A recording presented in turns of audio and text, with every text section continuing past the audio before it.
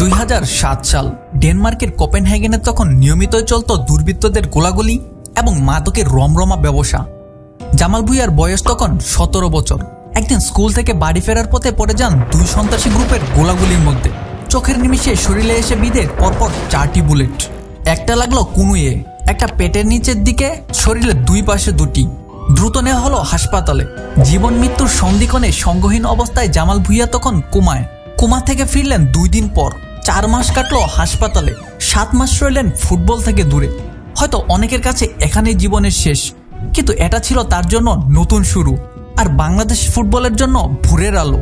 Video শুরু করার আগে একটা রিকোয়েস্ট, যারা আমাদের চ্যানেলটা এখনো সাবস্ক্রাইব করেননি প্লিজ সাবস্ক্রাইব করে দিবেন, কারণ আপনারা সাবস্ক্রাইব করলে আমাদের কন্টেন্টের রিচটা বৃদ্ধি পাবে এবং আমাদের মোটিভেশনও বাড়বে। চলুন তাহলে ভিডিও শুরু করি। 1990 সালের 10 এপ্রিল ডেনমার্কের একটি হসপিটালে জন্ম নিলেন জামাল ভুঁইয়া। বাবা চেয়েছিলেন ছেলে হবে চিকিৎসক, আর মায়ের পছন্দ আইন পেশা। কিন্তু কে শুনে কার কথা? জামালের ধ্যান জ্ঞান সবই ছিল ফুটবল। তাই শুনলেন নিজের মনের কথা, হলেন প্রফেশনাল ফুটবলার। মাত্র 14 বছর বয়সে যোগ দেন এফসি কোপেনহেগের বয়সভিত্তিক দলে। হ্যাঁ, সেই এফসি কোপেনহেগেন যাদের আমরা নিয়মিত চ্যাম্পিয়ন্স লিগ আর ইউরোপা লিগ খেলতে দেখি। সেই কোপেনহেগেনের হয়ে বয়সভিত্তিক বিভিন্ন পর্যায়ে খেলেছিলেন U19 দলের হয়েও। কোপেনহেগেনের সেই বয়সভিত্তিক দলের অন্যতম সেরা খেলোয়াড় ছিলেন জামাল ভুঁইয়া। তাই তাকে মূল দলে ফেরাতে আলোচনাও চলছিল বেশ জোরে সোরে।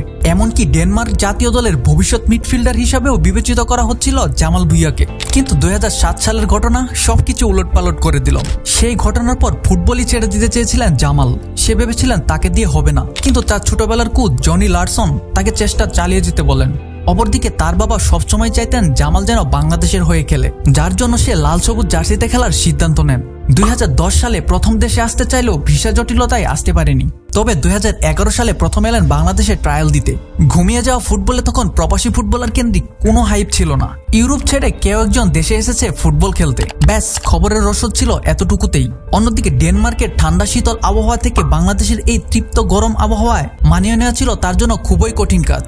দেশের কন্ডিশন ও ফুটবল মাঠের সঙ্গে কোনোভাবেই যেন নিজেকে মানিয়ে নিতে পারছিলেন না জামাল। ভুগেছিলেন পানি শূন্যতায়। ট্রায়াল ম্যাচে মাঠেই কয়েকবার বমি করে বসেন, হলেন সাথিত্ব, স্থানীয় কোচ এবং গণমাধ্যমের হাসির খোরাক। অভিমান করে জামাল ফেরত গেলেন ডেনমার্কে। কিন্তু জামাল ভুঁইয়াকে নিয়ে সৃষ্টিকর্তার যেন এক ভিন্ন পরিকল্পনা ছিল। 2013 সালে আচমকাই বাংলাদেশ ফুটবল দলের তৎকালীন Dutch coach Ludwig de Kruijf পুনরায় তাকে ঢাকায় ডেকে পাঠান। পূর্বের অভিজ্ঞতা কাজে লাগিয়ে জামাল এবার পুরোপুরি প্রস্তুত। লাল সবুজের আরদ্য জার্সিটা যে তার চাই। তার সেই স্বপ্ন পূরণ হলো ডি ক্রুইফের হাত ধরেই। 2013 সালের সাফে নেপালের বিপক্ষে প্রথম বাংলাদেশি বংশোদ্ভূত প্লেয়ার হিসেবে অভিষেক হয় তার। এরপর থেকে জামালকে আর পিছনে ফিরে তাকাতে হয়নি। ডেনমার্কের দল ছেড়ে পাকাপাকিভাবে বসবাস শুরু করেন বাংলাদেশে। আস্তে আস্তে লাইমলাইটে আসতে শুরু করেন পারফরমেন্স দিয়ে। বিশেষ করে 2015 সালে গোল্ড কাপে হয়েছিলেন ম্যান অব দ্য টুর্নামেন্ট। যদিও সাথীত্বদের সঙ্গে মানিয়ে নিতে অনেক সময় লেগেছিল তার, তবে সে কাজটা খুব ভালোভাবেই করেছিল সে। 2016 সালে ভুটানের কাছে হেরে 2 বছরের জন্য আন্তর্জাতিক ফুটবল থেকে নির্বাসিত হয়ে যায় বাংলাদেশ। চোটের কারণে সেই ম্যাচে ছিলেন না জামাল। 2 বছর পর যখন বাংলাদেশ মাঠে ফিরে, তখন তার হাতেই উঠে অধিনায়কত্বের দায়িত্ব।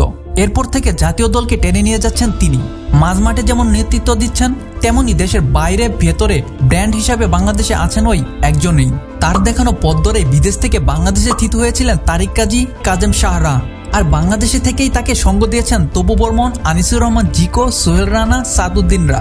জামাল ভুঁইয়া, তারিক কাজী বাংলাদেশের জার্সিতে যাত্রা শুরু করতে পারলেও বাকিদের জন্য সময়টা খুব একটা ভালো ছিল না। বিশেষ করে আগের বোর্ডের উদাসীনতায় বাংলাদেশি বংশোদ্ভূত খেলোয়াড়দের দেশে আসার পথ অনেকটাই রুদ্ধ হয়ে গিয়েছিল।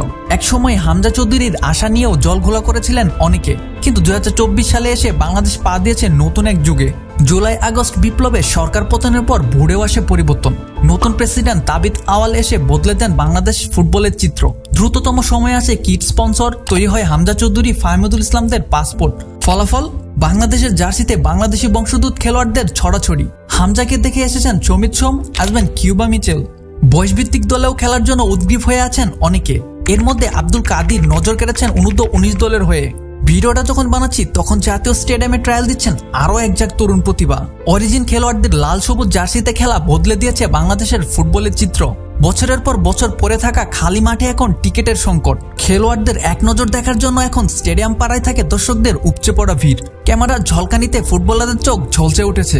ভারতের বিপক্ষে ড্র দিয়ে হামজা চৌধুরী বদলে দিয়েছেন সব সমীকরণ। এতদিন টিভির পর্দায় পারফর্ম করা তারকা এখন বাংলাদেশের জার্সিতে ঢাকার মাটিতে খেলছেন, মুগ্ধতা ছড়াচ্ছেন।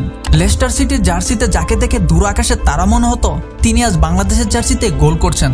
গর্বে বুক ফোলাচ্ছেন বাংলাদেশের কোটি কোটি সমর্থক। এই গণজোয়ার বাংলাদেশের নতুন উত্থানের গল্প বলছে নিজের মতো করে। ভুটানের বিপক্ষে জামালের অ্যাসিস্টে হামজার গোল যেন সেটারই প্রতিরূপ। জামালের বয়স হয়েছে এখন ৩৫। এরই মধ্যে দেশের হয়ে খেলে ফেলেছেন ৮৩টি ম্যাচ। গত ১২ বছর ধরে বাংলাদেশের ফুটবলের ব্যাটন ছিল তার হাতেই। খালি মাঠ, আক্ষেপ, দৌড়দনি সবকিছুর সাক্ষী জামাল। র্যাঙ্কিংয়ে ইতিহাসের সর্বনিম্নতে নেমেছিল বাংলাদেশ। ২ বছর নির্বাচিত ছিলেন আন্তর্জাতিক ফুটবল থেকে, তবু আশা ছাড়েননি। বাংলাদেশকে নিয়ে গর্ব করেছেন। ভাঙ্গা ভাঙ্গা বাংলা বলা খেলোয়াড় জামাল পরিণত হয়েছে আমাদের জাতীয় আইকনে, শুধু এই দিন দেখার অপেক্ষায়। বাংলাদেশের খেলা দেখতে এখন টিকেটের হাহাকার। অনলাইনে টিকিট শেষ হয়ে যায় মুহূর্তেই। ভুটানের বিপক্ষে জামালের অ্যাসিস্ট যেন সেটারই রূপক। এক যুগ ধরে যে বাংলাদেশের ব্যাটন ছিল জামালের হাতে, আস্তে আস্তে সেটা সঁপে দিবেন হামজাদের হাতে। জামাল নিজেও জানেন বয়সটা তাকে টেনে ধরেছে। খুব বেশি দিন হয়তো লাল সবুজের জার্সিতে পাওয়া যাবে না তাকে। দলে এখন তারকার ভিড়। বাংলাদেশ ফুটবল যাবে আরো অনেক দূর। কিন্তু দুঃসময়েও শক্ত হাতে দলের হাল ধরেছেন যে অধিনায়ক, সেই জামাল ভুঁইয়াকে বিশেষ ধন্যবাদ দিতেই হয়। ধন্যবাদ ক্যাপ্টেন।